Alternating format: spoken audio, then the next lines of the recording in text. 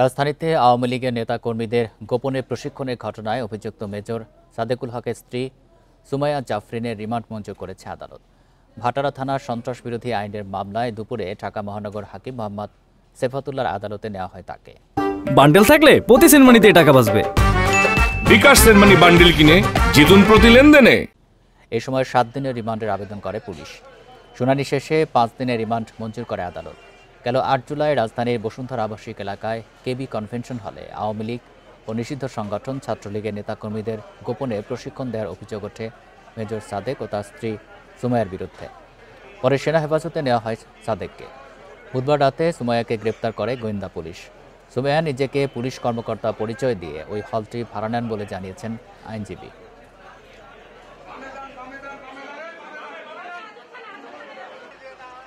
Major সাদেকের স্ত্রী সুমাইয়া জাফরিনকে আদালতে উপস্থাপন করে মামলার তদন্তকারী কর্মকর্তা 7 দিনের রিমান্ড প্রার্থনা করেছেন।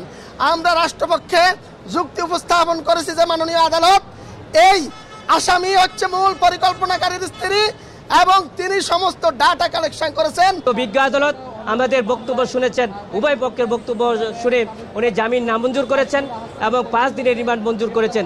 আজকের যে আদেশ হয়েছে সেই আদেশে আমরা সংক্ষুব্ধ হয়েছি। আমরা মনে করেছি সেখানে আইনের শাসন প্রতিষ্ঠিত হয়নি। উনি একটা পারিবারিক অনুষ্ঠানে সেখানে গিয়েছিলেন, উনি সেটা বলেছিলেন এবং এই ঘটনার সাথে ঘটনাটা কি ঘটেছিল এবং সেটা উনি জানেন না।